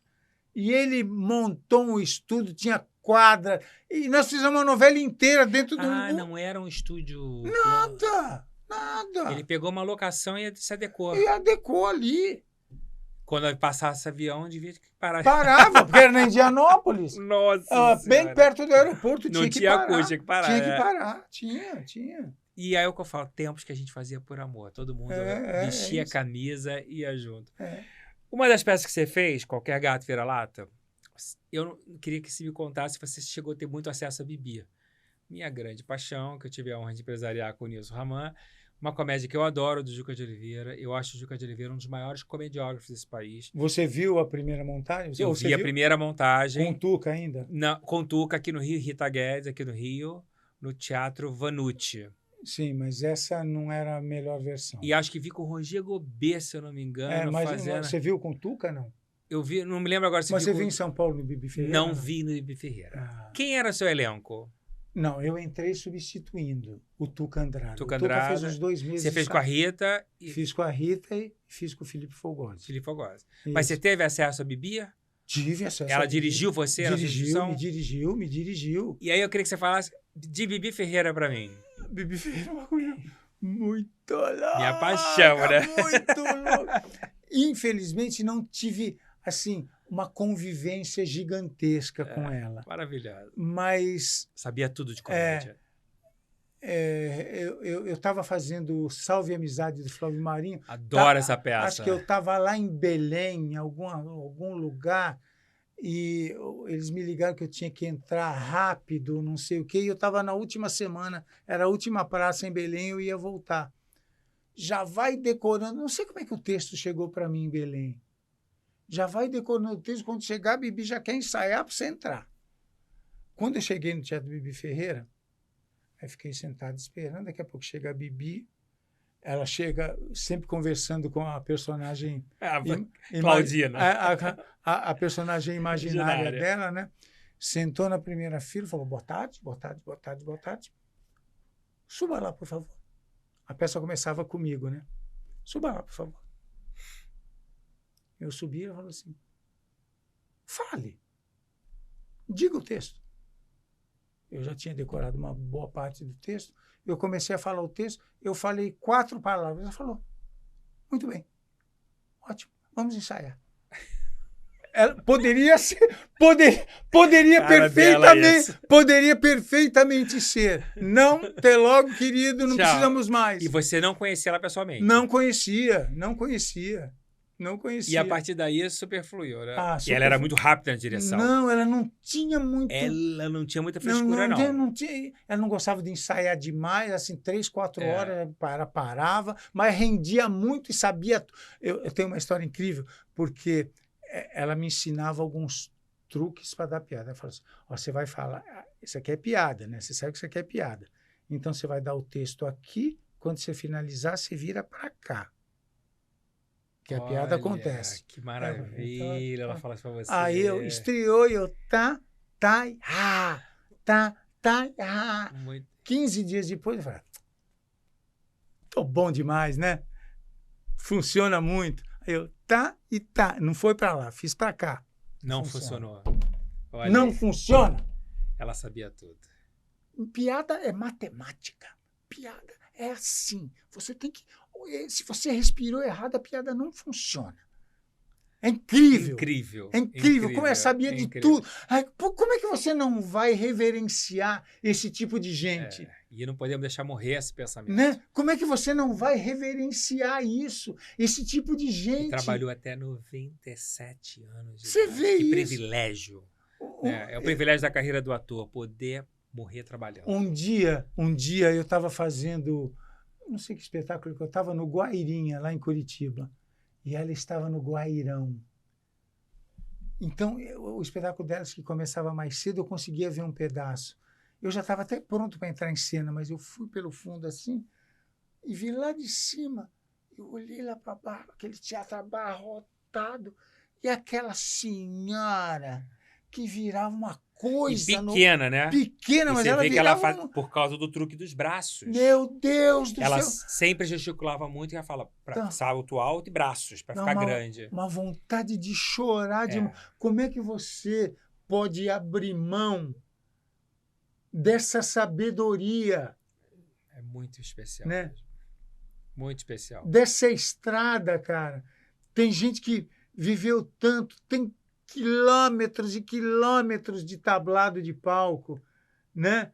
que você tem que olhar para essas pessoas e pelo menos ouvir o que elas têm para dizer, Com certeza. né? E ser inteligente para aproveitar. Você é daqueles que o teatro é a maior paixão de todos? Quando eu era mais jovem, eu tinha vou responder a pergunta que você fez. Depois eu vou fazer uma adaptação nela. Achava que sim, mas é porque eu não fazia televisão, né? E eu acho que muitas das pessoas, não todas, mas muitas das pessoas que defendem com unhas e dentes que o teatro é porque também fez pouca televisão, não teve tempo de se apaixonar pelo processo. Porque o processo da televisão é sensacional. É sensacional. Exige de você uma agilidade, né? Eu tenho que estar contracenando com você, tenho que saber se você não está me cobrindo. Não, e você equilibra isso muito bem. Você faz televisão e teatro se você não está com me muita cobrindo, facilidade. entendeu? Agora, se você me perguntar se o lugar principal do ator é o teatro, eu direi que sim. Perfeito. Eu direi que sim, Perfeito. porque é no teatro que a gente se forma. É no teatro que a gente entende o que significa ser ator. Porque as pessoas confundem muito ser ator com ser famoso. Uhum. Influencer é famoso, mas tem uns caras que eu não sei. Se você me perguntar o que o cara faz, eu não sei. Errado, né? Você entendeu? Eu não sei o que o cara faz. Não tenho nada contra influencer, não. Mas cada um no seu quadrado. Só estou levantando uma deturpação, que até o público tem essa confusão, né? Que a celebridade é um ator. Não, um ator é uma coisa, celebridade é outra coisa, influência é outra coisa, são coisas distintas. São coisas bem distintas. São bem a gente distintas. Tem que botar cada um no seu lugar, sim, para o público saber voltar a saber distinguir. Você tem uma característica muito interessante, porque eu já vi você fazendo comédia, que você faz muito bem, e você faz drama muito bem. Tem preferência de estilo de dramaturgia para você ou não? É tudo... Não, eu quero peça boa. Texto bom. Texto bom. O que está em jogo é o texto. O que está em jogo é o texto. O Gato Vira-Lata, por exemplo, da Bibi. É uma comédia uma maravilhosa. Comédia espetacular, né, que ela sempre falava verdade. O Doidas e Santas era muito bom de Quero fazer. falar sobre Doidas e Santas. É um fenômeno no teatro, né? É um fenômeno. É uma coisa que marcou, acho que o seu território teatral ali, né? Da história. 10 anos, né? 10 anos. É muito difícil o espetáculo ficar em cartaz. 10 anos. Por que você acha que Doidas e Santas ficou tanto tempo sempre fazendo muito sucesso? O que você acha que é o diferencial? Primeiro porque ela trata de um assunto que interessa a todos, que são as relações afetivas entre a família, entre marido e mulher. Segundo, porque era uma mulher em vias de fazer 50 anos e com as crises que, mais ainda nas mulheres do que nos homens, afeta, né, com a chegada de uma certa idade, né, com a falta de atenção de um marido que não é porra louca nem nada, mas que já está com um casamento consolidado E de acomodou. Tantos anos. Então o cara senta no sofá e dane-se, né? Então, como a peça trata disso tudo e de uma maneira muito divertida e muito emocionante, porque as pessoas assistiam para rir e para chorar, né? Então, eu acho que essa é a razão. Verdade. O público se encontrava ali, Se encontrava ali. Se encontrava ali. Como é que foi a experiência de Portugal? Foi muito incrível. Eu amo Portugal, né? Primeiro porque aqueles produtores são maravilhosos. Ana Rangel e Miguel Dias, Plano 6. Ani, Miguel, queridos. Meus irmãos, meus amigos há 30 anos. Eu vejo você sempre. Nós somos muito próximos. Eles família. São muito alto astral, são muito competentes, legais. Humanos, amigos, são maravilhosos. Quando nós chegamos... Você não tinha trabalhado com eles ainda? Não, Cissa foi uns 2 dias antes para divulgar. Quando nós chegamos 2 dias depois... Fomos direto lá para o Tivoli. Olha só que coisa. Fomos direto lá para o Tivoli. Na hora que eu estou subindo pela entrada dos atores, assim, eu ouço... alguma coisa aconteceu ali em cima. Era a voz da Cissa. Ela tinha tropeçado na escada e torceu o pé. Mas vou ficar bom, vai passar. Passou meia hora, não passou. Passou 1 hora, não passou. 1h30 depois, o pé dela estava desse tamanho. Coitada. Fomos todos para o hospital. Logo na hora que eu cheguei, fomos direto para o hospital. Fomos para o hospital e o médico falou, não tem problema, vamos engessar 15 dias de repouso. A Cisa falou, o senhor tá maluco? Eu estreio amanhã, eu não vou engessar. A senhora tem que engessar, mas não vou engessar, eu vou fazer a peça. A solução é uma botinha. Aí nós corremos atrás de comprar a porra da botinha. E ela fez A peça com a bota. O tempo Portugal inteiro com a bota. Que mulher guerreira. Portugal inteiro com a bota. Coitada, e é o tempo todo em pé. O tempo todo em pé. E ela aguentou o tranco. Aguentou o tranco. Foi tão... Gente. No final já estava até divertido. E Josi Antella, uma gênia, né? É gênia. Gênia. Josi Antella é gênia. Cada entrada dela Ela é uma é gênia. um tiro certo. Ela é uma gênia. Ela realmente é uma atriz muito maravilhosa. Outra baixinha desse tamanho. Poderosa. Poderosíssima. Poderosa. Cláudia Mauro, para mim, é uma das melhores revelações do momento de texto, né? Virou uma autora. A peça dela, bota no mesmo parâmetro da sua. Sei bem. E ela me contou que ela escreveu um texto para você e para o PC, abordando os homens de 60. Você já leu? Várias vezes. Ah, eu não li ainda. Eu tô louco para ler. Várias louco vezes. para ler. Eu queria que você falasse um pouquinho.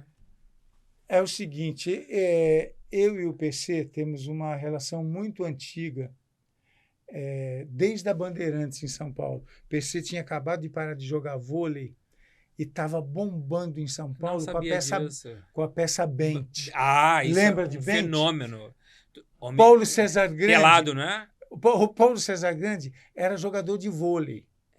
Ele era absolutamente lindo, um topete sensacional, um corpo sarado, e chamaram ele para fazer Bente. Ele passava pelado no fundo do palco. Meu Deus! Um acontecimento. São Paulo parou, né? São Parou. Paulo parou. E eu conheci o Paulo. Logo nós fizemos Irmãos numa novela lá na Bandeirantes, de Jorge Andrade, Ninho da Serpente. E ficamos muito amigos desde então. E muito amigos. Ele também tem uma ascendência italiana, eu também. E muito amigos ao longo dos anos. Viemos trabalhando aqui, trabalhando ali. E Cláudia trabalhou comigo várias vezes na Record. E ela já estava com essa ideia na cabeça. Vira e mexe, ela sentava do meu lado. E me atiçava para falar. Só que eu não sabia que ela estava gravando. Oh, que danada. Então ela gravou histórias imensas que eu contei. Que danada. Histórias imensas. Ela botou Histórias da sua vida? Da minha vida pessoal. Vida pessoal. E o texto que ela escreveu se chama A Última Estação. Que bonita. É a história de dois caras que se encontram numa estação de trem na Itália. Ambos são brasileiros de ascendência italiana e estão fazendo coisas diferentes, mas se encontraram na estação de trem e por um atraso, por uma meteorologia ruim, os trens não estavam passando, não sei o que acontece, e eles ficam conversando e trocando essas informações. Quem está casado há muito tempo, homens de 60, como é que é a relação com a mulher, eu me separei, eu estou vindo porque eu tenho uma filha que não é do casamento, coisas que aconteceram na nossa vida ao longo desses longos anos que a gente se conheceu. E ela escreveu um texto que é deslumbrante, que já passou pelo crivo da Lei Rouanet e já está em fase de captação, que a gente pretende montar brevemente. Isso vai ser muito bom. Isso vai ser muito bom. E acho que a Cláudia vai ser uma das maiores dramaturgas do teatro brasileiro. Porque esse vai ser o segundo texto de uma trilogia que ela pretende escrever e que começou com essa peça que ela faz. A Vida Passou Por Aqui. A Vida Passou Por Aqui, que é deslumbrante. Deslumbrante. Realmente, e para primeiro texto, de uma maturidade, né? É que ela também é uma... E ela vem ralando também ela nisso. Ela é muito Ela é guerreira. Ela é guerreira. Você gostaria de ter feito mais cinema? Gostaria muito. Acho que o cinema... Nós temos um grupo de atores, a gente vive se encontrando no Play do Paulo Reis, onde de vez em quando tem um churrasco. E nesse grupo tem Sérgio Rezende, tem uns outros diretores que vão para lá, né? E eu não participo muito das conversas, mas eu leio de vez em quando. E eles estão falando de cinema no grupo. Um dia eu escrevi lá no grupo, gente, tem que dar para quem para fazer cinema? Tua cara fala isso. Paulo Reis me liga meia hora depois. Porra, José, você vai falar num grupo que tem o Sérgio Rezende, tem que dar pra quem pra fazer cinema? Ele conhece teu humor, né? Ele respondeu ou não? Não, ele que me deu bronca. Não, o Sérgio Rezende ignorou, né? Nem leu. Casado Mas- com a minha grande amiga Marisa Leão. Mas eu tenho um filme meu que tá para estrear aí. Como é que se chama? Lindo, dirigido pela Vivi Jundi, que é um filme que já foi feito nos Estados Unidos. Que a gente fez na pandemia, né? Foi durante a pandemia. Foi durante a pandemia. Que tem Emílio Orciolo também, né? Tem Emílio Ciolo É. também. Filme lindo hoje. Filme lindo. É uma versão de uma menina que morre de câncer. Como é que é o É nome? bonito esse filme. É bonito. Escrito nas Estrelas, não. Não. Esqueci agora. Também é pouco. Mas é lindo esse filme. É lindo. que Tá a gente para fez. estrear. Muito bom. Acho que já devia ter estreado. Eu li numa entrevista tua, não sei se foi recente ou não me lembro agora, que você fala assim, estrelismo não faz sentido. Você lembra quando você falou isso? Não faz muito tempo. Não faz muito tempo. Não. E o que você quis dizer com isso? Eu quis dizer exatamente isso, que estrelismo não faz sentido.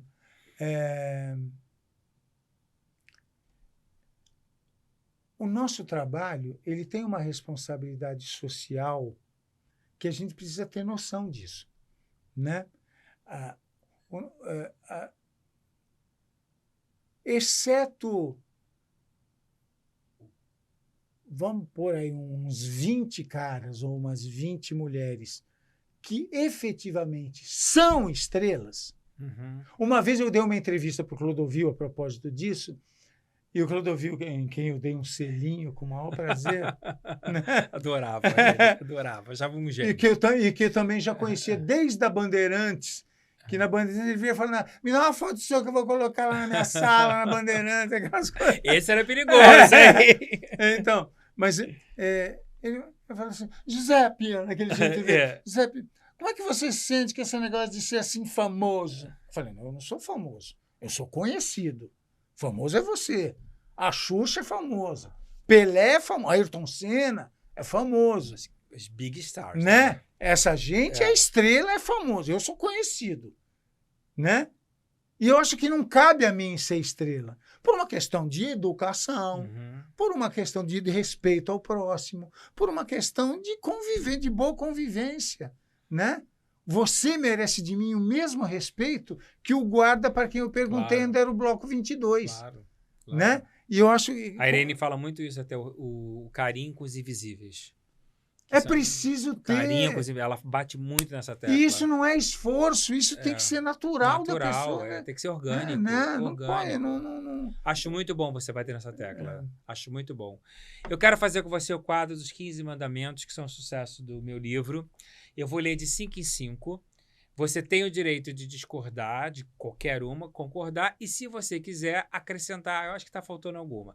Eu sempre coloco os mandamentos, pode colocar os 5 primeiros, PC, porque as pessoas gostam muito e se identificam. Então eu queria muito saber a tua opinião. Então as primeiras 5 são: amarás a arte sobre todas as coisas, não tomarás o nome das estrelas em vão, santificarás teu espetáculo e teu público, honrarás teu texto e sua fala, e não matarás o talento.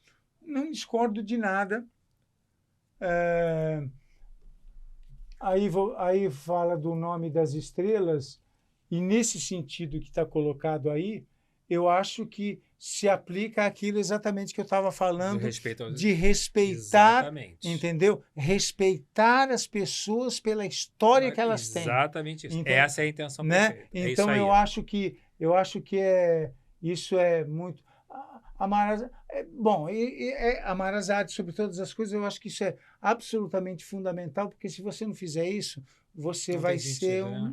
não vai fazer sentido nenhum.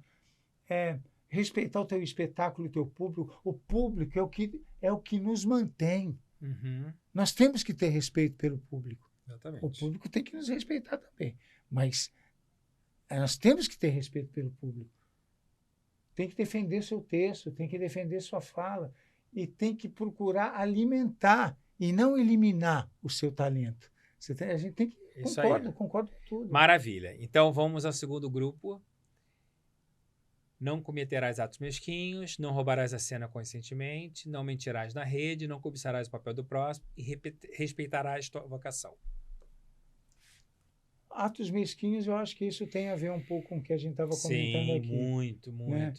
Não roubarás a cena consciente. Já passei por alguns problemas Já. desses. Esse é o que mais incomoda todos concordam e todos falam assim, é um dos piores defeitos. Isso é... A maioria dos atores acha um Isso- dos piores defeitos. Isso é uma coisa... Não aconteceu muito comigo, não, mas já aconteceu Incomoda de muito, ficar né? nervoso. Incomoda. De ficar Incomoda nervoso. muito. É isso que eu te digo. Mau caráter tem em qualquer lugar. Sim. Não mentirás na rede, sem dúvida, né? Você está adepto às redes atualmente? Você segue Não, eu sou muito de Instagram. muito? Você gosta? Gosto de Instagram, gosto. Você usa muito? Uso. Eu vejo você bem online, mas assim, você tem prazer. Gosto Gosta. bastante. Não cobiçarás o papel do próximo, no sentido negativo. No sentido negativo. Sem dúvida nenhuma. Né? Agora, tem uma história, eu vou contar rapidamente. Por favor, não, Quando todo eu- o tempo do mundo. Quando eu era, a respeito disso, quando eu era mais novo, Fagundes estava ensaiando Cyrano de Bergerac com a Bruna Lombardi, minha querida amiga Linda, Bruna Lombardi, em São Paulo, dirigida pelo Flávio Rangel, Uau. um grandíssimo diretor. O Cyrano de Bergerac é a peça dos meus sonhos. Era. Desde adolescente, adorava. Mas eu sabia, primeiro por causa da minha idade, e segundo porque quem estava fazendo e produzindo era o Fagundes, que o Cyrano eu não ia fazer nunca. Mas, no momento, no afã achei que poderia fazer o Cristiano. Porque a história do Cyrano é bonita, que o Cyrano é um cara muito feio, com um nariz gigante, que é apaixonado pela Roxane, que era o papel da Bruna Lombardi, só que o bonitão da história, que é isso que eu queria fazer, também é apaixonado, só que o bonitão é uma anta. Não sabe falar nada, não consegue conquistar a menina. E o Cyrano fica escondido atrás de uma moita, e a menina lá na sacada, e ele fica cochichando para o bonitinho. Ele gostava tanto dela que ele cochichava para o bonitinho o que ele tinha que falar para conseguir conquistar ela. A história é linda, é linda. Eu acho que eu vi o filme com o Gerard Depardieu. Pode ser. Onde eles estão ensaiando? Eles estão descobrindo onde eles estavam ensaiando. Você foi lá. Bati na porta no meio do ensaio. Quem abriu a porta? Fagundes. Contei isso para o Fagundes, e o Fagundes quase rolou de rir. Flávio Rangel. O diretor. Abriu, e eu ainda via o fundo do Fagundes lá, mais lá para baixo. Eu falei, Flávio, eu sou o José, queria me candidatar a fazer o personagem. Que loucura. Ele não me respondeu. Ele fez assim. Pá! E bateu a porta na minha cara. Mas acho comigo que você foi muito audacioso, hein? Mas depois pensando, eu também não podia fazer. Não era para mim também. Quem fez foi um cara de 1,85 m, louro, lindo. E o Fagundes lembrava dessa história? Não lembrava, mas eu contei para ele. Maravilhoso. Só que esse Doido cara, você, Só que hein? esse cara é lindo, 1,85 m. Pergunta onde é que ele está hoje. Sumiu. Não sei. Sumiu. É. Maravilhoso. E respeitar a sua vocação. A vocação é muito mais importante em alguns casos. E eu sempre falo muito, né? Não basta ter talento. Se não tem vocação, talento não sobrevive. Vamos às últimas 5, então. Adorará a formação, não explorarás teu filho, dominarás teu corpo, lutarás por causa e não te compararás. Eu acho fundamental a gente cuidar da formação, porque senão a gente fica vazio e não sobrevive no mercado. E é importante estudar o tempo Né? todo. Né? Aliás, até com formação, às vezes a gente não sobrevive no mercado. Sim. Né? Não explorarás teu filho, sem dúvida. Né? Sem dúvida. Dominarás teu corpo é a tentativa de todo mundo o tempo inteiro. Né? Lutarás por causas. A gente luta por causas e você nos ajuda, inclusive, nisso. Não só na coisa do etarismo, como na coisa da Interarte, dos direitos, né? De chamar o nosso trabalho de obra e não de produto. A gente precisa ter essa causa dentro da gente, né? De categoria. E não te compararás. Eu acho que isso vale muito para a vida da gente. Eu vou te falar que isso é uma das coisas que a gente mais sofre, tá? As pessoas, o ator tem um pouco persecutório, ele acha que ele é capaz de fazer tudo que o outro faz. Não comparar, eu acho muito saudável a pessoa que não se compara. Porque não, cada um. Cada história é uma história, cada cabeça é uma cabeça. Exatamente. E você não tem a gente sabe que não pode fazer. Te dei aqui um exemplo. A gente sabe que não pode fazer tudo, embora às vezes até deseje. Sim, Né? sim, faz parte E também. deseja por amor. Sim. Né? Mas Não é nem por pretensão, às vezes. Mas tem que né? ter a grandeza de saber que não dá. Como você te deram um É, protagonista, você falou, não é pra mim, eu vou fazer o antagonista né, na novela do Cananga. Isso aí. Maravilha. Nota 10. Nota 10, gostei. Gostei bastante de todos eles, gostei. Vamos caminhando então para as nossas perguntas finais. Elas são mais ou menos as mesmas para todos, tá? Então, eu queria saber de você. Também pode não ter a resposta, ok? Não é obrigado a responder. Se hoje você pudesse escolher alguma personagem para fazer, o que você faria? Nossa, tem tanta coisa. Independente de condições financeiras, isso é difícil de fazer. Tem algum sonho que você fala, pô, esse, como você falou até do Cyrano de Bergerac, tem alguma coisa que você fala, pô, isso eu queria ter feito e não fiz, eu ainda vou fazer, ou não? Você está sempre a serviço eu não. Eu adoraria fazer Cyrano de Bergerac. Ainda. Eu acho que agora eu poderia fazer o Cyrano, já não poderia mais fazer o coisa. Mas o Cyrano no teatro, eu poderia fazer. Poderia. Nem precisaria acrescentar nariz demais. Só tá aí, já pronto. O Gerardo Pradeiro, eu lembro que ele acho que também tem o nariz grande, né? O Fagundes botou, né? Algum arrependimento? Alguma personagem já fez assim? Não precisa nem explicitar qual personagem, mas assim, pô, fiz esse trabalho, não deveria ter feito, não me bateu. Ou tudo que você fez ficou numa boa? Não, ficou... Por exemplo, não me lembro. E se não me lembro, é porque não me marcou a ponto de ter odiado tanto, entendeu? Então, eu tenho um prazer tão grande de fazer isso. Sincero. A gente sabe, a gente sente. É sincero. Eu tenho um prazer imenso de fazer isso. Então, eu não me sinto muito trabalhando. Como a Fernanda Montenegro diz, é a melhor profissão do mundo. Você sabe por quê que para nós atores o desemprego é tão trágico? O desemprego para nós é tão trágico porque é diferente de um bancário desempregado. Vou te explicar por quê. Porque o cara trabalha no banco, ele perde o emprego no banco, se ele arranjar um emprego no comércio, ele vai e está certo. Mas se a gente perde o emprego no trabalho que a gente faz, a gente não vive. Não sabe fazer outra coisa. A gente né? não é nem porque não sabe. Não tem prazer, né? É porque não vive. Né? Isso é o que disse, não me lembro quem foi. Perfeito isso. A Fernanda deu uma vez um conselho para um jovem, isso circulou na internet há muito tempo.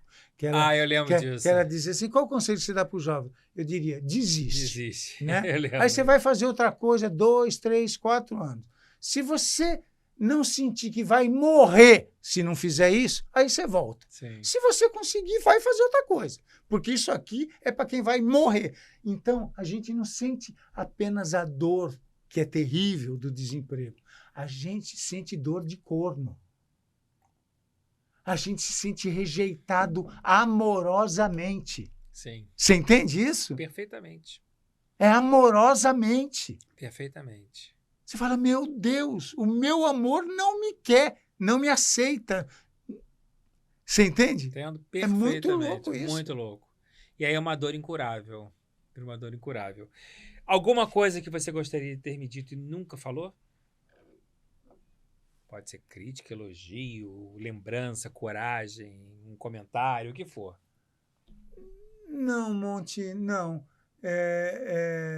A nossa relação nem é tão longa do ponto de vista empresarial para que eu tenha uma opinião formada a respeito, mas eu vejo as suas lutas, né?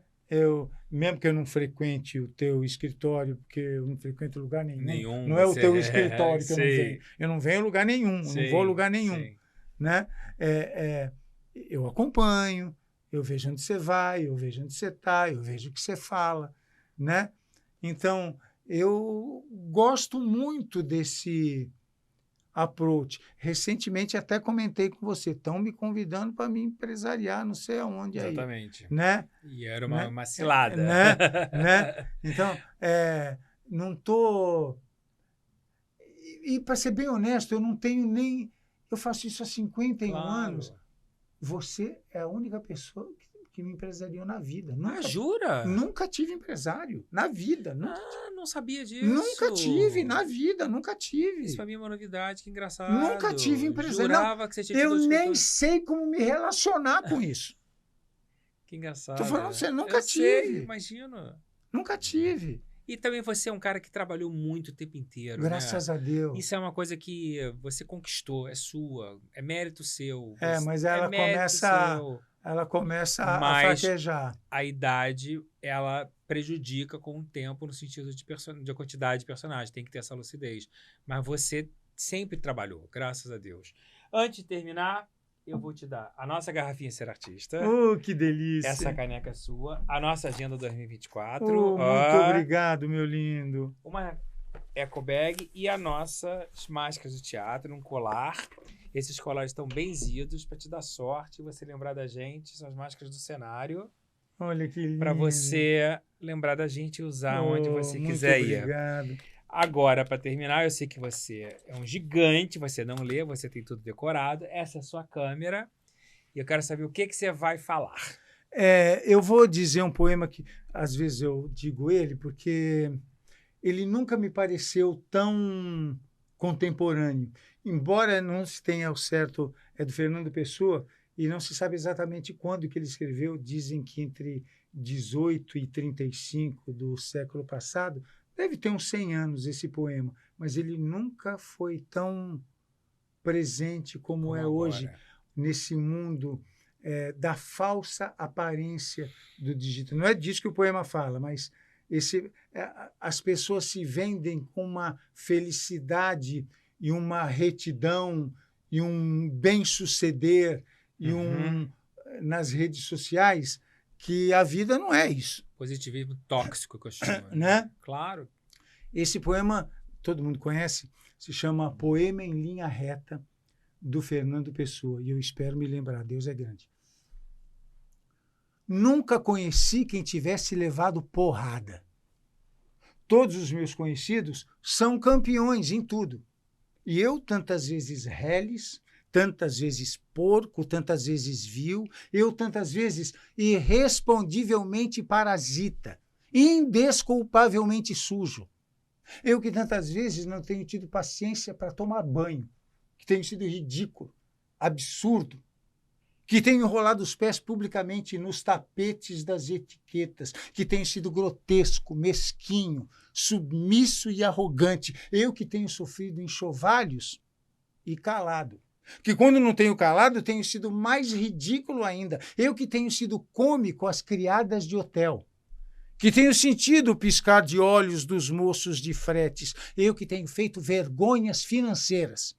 Pedido emprestado sem pagar. Eu que, quando a hora do soco surgiu, me tenho agachado para fora da possibilidade do soco. Eu que tenho sentido a angústia das pequenas coisas ridículas. Eu verifico que não tenho par nisso tudo nesse mundo. Toda a gente que eu conheço e que fala comigo nunca teve um ato ridículo. Nunca sofreu um enxovalho. Nunca foi, senão príncipe. Todos eles, príncipes na vida. Quem me dera ouvir de alguém a voz humana que me confessasse não um pecado, mas uma infâmia. Que me contasse não uma violência, mas uma covardia. Não. São todos o ideal, se os ouço e me falam. Quem há nesse largo mundo que me confesse que uma vez foi vil? Ah, príncipe, meus irmãos, estou farto de semideuses. Onde é que há gente no mundo? Poderão as mulheres não os terem amado. Podem ter sido traídos, mas ridículos? Nunca. E eu, que tenho sido ridículo sem ter sido traído? Como posso eu falar com os meus superiores sem titubear? Eu que tenho sido vil, literalmente vil no sentido mesquinho e infame da vileza. Álvaro de Campos, heterônimo Álvaro de Campos. Meu Deus do céu, bravo, Legal, gigante, né? Cara, você é muito gigante. Oh. Olha, eu vou te falar, sem demagogia nenhuma, foi o melhor final de todos os podcasts que eu já fiz aqui. Você indiscutivelmente provou para tudo e para todos o seu tamanho.